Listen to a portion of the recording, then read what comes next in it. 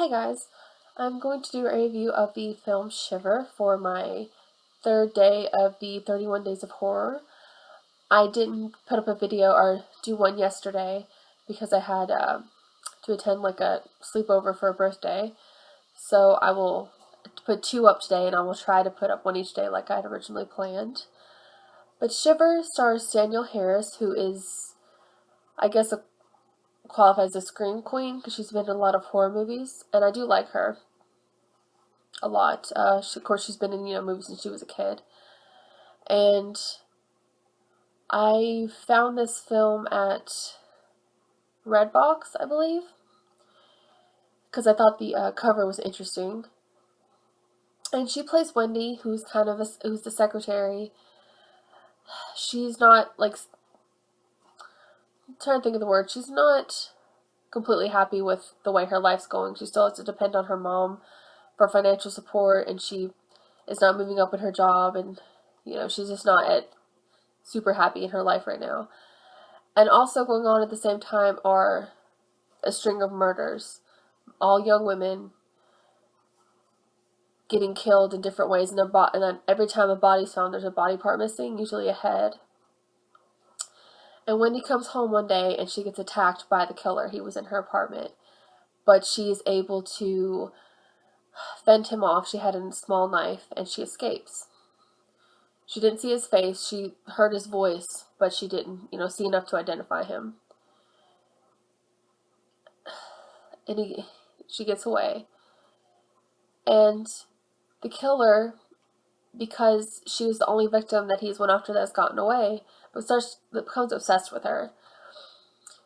And he starts following her and tries a few times and is successful at kidnapping her again, because he feels that because she escaped, she's special, and he thinks they can actually have some sort of relationship because he's crazy. And there's also a sheriff who is, I think he's a sheriff or he's a detective, who's trying to protect Wendy and investigating the case because of all the murders that have happened. Now with horror movies that I've never heard of, and I follow bloodydisgusting.com and different things, it's always, sometimes they can be good and sometimes they're not. But this one I actually did enjoy. All around, I thought the acting was good. Danielle Harris, I always enjoyed and always appreciate her acting. The guy who played the killer, I can't recall his name right now. It was a really good performance from him because he comes across crazy, not in the crazy way of hearing voices and thrashing out and all that stuff. He's crazy in the way he thinks, and the way he says things is just, you could tell it's like, that's more scary to me than like a crazy person that's screaming and all this stuff. Is like the quietness of his craziness, if that makes sense. The pacing, again, I always will talk about pacing in horror movies because that's important to me.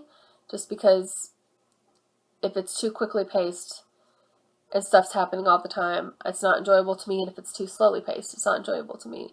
The pacing was good because you're kind of going through him stalking the girl after she's escaped, and then finally getting her again, and what happens as she's captured again, and how she, tries to handle that and get out of that situation. So it is interesting. Something's, going on to keep you interested. And again, it was a weird story. The end was kind of, because I guess the guy went totally insane. Like by the end, it's just kind of crazy. He kind of goes all out to try to get her in a very public way. But I won't say any more about that. So it does get a little crazy at the end. But leading up to that point, it was good. Acting was good. It wasn't scary to me. It's a horror movie because there's gore and all that stuff, but it wasn't that scary. It was just creepy because of just how he thinks about things and the things he did. It was creepy. But yeah, overall, Shiver, I enjoyed it. Definitely, if you're into kind of murder type stories, serial killer type things, you'll enjoy that. Enjoy this one. And yeah, that's my review of Shiver. And as always, feel free to recommend any other movies you think I would like or want me to review. Thanks. Bye.